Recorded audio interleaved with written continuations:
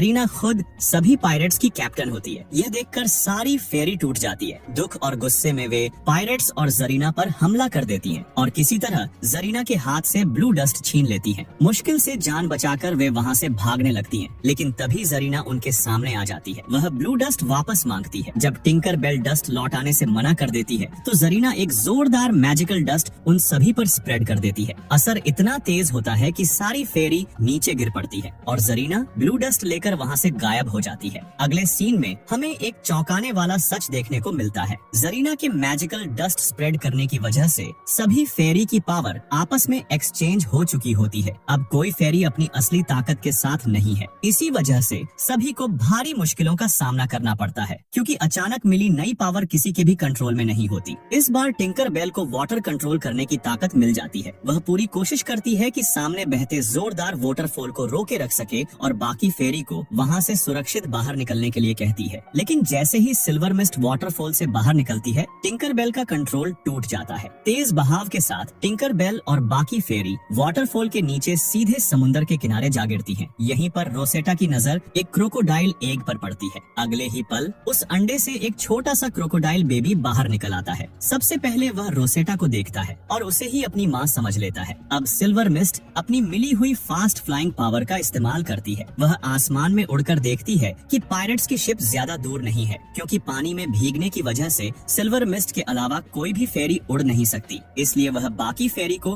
Crocodile के टूटे हुए अंडे में बिठाती है और उन्हें खींचते हुए पायरेट्स की शिप तक ले जाती है। शिप पर पहुंचकर वे देखती हैं सारे पायरेट्स जरीना को अपना कैप्टन बनाकर बेहद खुश हैं, क्योंकि जरीना ने उनसे वादा किया होता है कि उनकी शिप हवा में उड़ सकेगी और इसी ताकत से वे पूरे समुद्र पर राज करेंगे। कुछ देर बाद ये सब पहुंचते हैं स्कल आइलैंड पर। यहीं जरीना ने अपना खुद का डस्ट वर्कशॉप बना लिया होता है। जरीना ब्लू डस्ट की मदद से ढेर सारा गोल्डन डस्ट बनाना चाहती है ताकि पायरेट्स की शिप आसमान में उड़ सके। दूसरी तरफ फेरी चुपचाप छिपते हुए उस जगह तक पहुंच जाती है जहां ब्लू डस्ट रखा होता है। जरीना उस समय जेम्स के साथ बात करने में बिजी होती है। मौका देखकर सारी फेरी मिलकर ब्लू डस्ट चुराने की कोशिश करती है, लेकिन पावर एक्सचेंज की वजह से वे आपस में तालमेल नहीं बिठा पाती और तभी जरीना की नजर उन पर पड़ जाती है। उसके इशारे पर एक पायरेट सभी फेरी को पकड़कर एक पिंजरे में कैद कर देता है। उधर जरीना ब्लू डस्ट की मदद से गोल्डन डस्ट बनाने में कामयाब हो जाती है। यह देखकर सारे पायरेट्स खुशी से झूम उठते हैं। जेम्स उत्सुक होकर पूछता है, अब हम उड़ेंगे कैसे? जरीना जेम्स के शरीर पर गोल्डन डस्ट लगाती है और उसे हवा में उड़ना सिखाती है। जेम्स बेहद खुश हो जाता है, लेकिन जैसे ही उसे यकीन हो जाता है कि गोल्डन डस्ट कैसे काम करता है, वह जरीना को धोखे से पकड़ लेता है और एक बॉक्स में कैद कर देता है। असल में जेम्स ने शुरू से ही जरीना को कैप्टन सिर्फ इसी वजह से बनाया था ताकि वह ब्लू डस्ट और गोल्डन डस्ट हासिल कर सके। यह सच्चाई देखकर जरीना पूरी तरह टूट जाती है। उसे समझ ही नहीं आता कि अब वह क्या करे। उधर दूसरी तरफ टिंकर बेल और बाकी फेरी अब भी पिंजरे में बंद होती है। वे कई बार भागने की कोशिश करती हैं, लेकिन हर बार पायरेट उन्हें पकड़ लेता है। तभी अचानक शिप पर वही क्रोकोडाइल बेबी आ जाता है जो बीच पर रोसेटा को मिला था। वह रोसेटा और बाकी फेरी को पिंजरे से आजाद कर देता है। जब पायरेट उन्हें फिर से पकड़ने आता है तो बेबी क्रोकोडाइल उस पर हमला कर देता है। मौका मिलते ही रोसेटा और उसकी फ्रेंड्स वहाँ से निकल जाती हैं। छिपते छिपाते वे फिर उसी जगह पहुँचती हैं जहाँ ब्लू डस्ट रखा होता है। वे ब्लू डस्ट उठाकर वहाँ से जाने ही वाली होती हैं कि तभी उन्हें जेम्स की आवाज सुनाई देती है। जेम्स धमकी देता है, अगर तुमने ब्लू डस्ट मुझे नहीं दिया तो मैं जरीना को पिंजरे समेत समुद्र में फेंक दूंगा। यह सुनकर टिंकर बेल रुक जाती है। वह ब्लू डस्ट वापस उसी जगह रख देती है जहाँ से उसने उठाया था। जेम्स ब्लू डस्ट लेकर गोल्डन डस्ट को अपनी शिप पर डाल देता है और फिर वह अपनी उड़ती हुई शिप के साथ वहाँ से निकल जाता है। जरीना को पिंजरे समेत नीचे समुद्र में फेंक दिया जाता है, लेकिन जरीना के डूबने से पहले टिंकर बेल और बाकी फेरी मिलकर उसे बचा लेती है। इस वक्त जरीना पूरी तरह टूट चुकी होती है। वह खुद को इन सारी परेशानियों का जिम्मेदार मानती है। जरीना को परेशान देखकर बाकी फेरी उसे समझाती है कि जो होना था वो हो चुका है, अब पीछे नहीं आगे देखने का समय है। जरीना खुद को संभालती है और फिर सभी फेरी मिलकर एक आखिरी बार ब्लू डस्ट हासिल करने के लिए जेम्स की शिप पर पहुंच जाती है। यहाँ फेरी और पायरेट्स के बीच जबरदस्त फाइट शुरू हो जाती है, लेकिन समस्या ये थी फेरी साइज में बहुत छोटी थी। पायरेट्स के सामने उनका टिक पाना काफी मुश्किल हो रहा था। फिर भी सभी फेरी मिलकर पूरी हिम्मत से लड़ती हैं। उधर जरीना सीधे जेम्स से भिड़ जाती है और उससे ब्लू डस्ट छीनने की कोशिश करती है। वहीं दूसरी तरफ रोसेटा क्रोकोडाइल पर सवार होकर पायरेट्स पर हमला कर रही होती है। कुछ देर की कड़ी मशक्कत के बाद सभी फेरी मिलकर शिप का लंगर नीचे गिरा देती है। तभी सिल्वर मिस्ट अपनी पावर का इस्तेमाल करती है। वह समुंदर से मोटी मोटी बेलें निकालकर लंगर को जकड़ लेती है। शिप एक तरफ झुकने लगती है, लेकिन जेम्स बहादुरी दिखाते हुए बेलों को काट देता है। इसी दौरान फेरी के ऊपर एक बड़ा सा कपड़ा गिर जाता है और वे पकड़ी जाती है। तभी अचानक जरीना शिप का पतवार खोल देती है। इसका असर तुरंत होता है। जेम्स, गोल्डन डस्ट और कई पायरेट्स सीधे नीचे समुंदर में गिर जाते हैं। इसी मौके का फायदा उठाकर जरीना आखिरकार ब्लू डस्ट हासिल कर लेती है। लेकिन कहानी यहीं खत्म नहीं होती। ब्लू डस्ट लेकर जरीना और फेरी वहाँ से जाने ही वाली होती है कि तभी जेम्स फिर से सामने आ जाता है। गोल्डन डस्ट उसके शरीर पर लगा होता है, जिसकी वजह से वह हवा में उड़ पा रहा होता है। जेम्स जरीना से ब्लू डस्ट छीन लेता है, लेकिन तभी जरीना नीचे गिरे ब्लू डस्ट का एक छोटा सा पार्टिकल जेम्स की तरफ फेंक देती है। अचानक golden dust out of control हो जाता है। उसकी मात्रा तेजी से बढ़ने लगती है और जेम्स बेकाबू होकर इधर उधर उड़ने लगता है। इसी अफरा तफरी में जरीना अपने दोस्तों को आजाद कर देती है। सभी फेरी मिलकर जेम्स की बॉडी से गोल्डन डस्ट साफ कर देती है और जैसे ही गोल्डन डस्ट हटता है, जेम्स उड़ने की ताकत खो देता है। अब वह बेबस हो चुका होता है। ब्लू डस्ट वापस मिलने से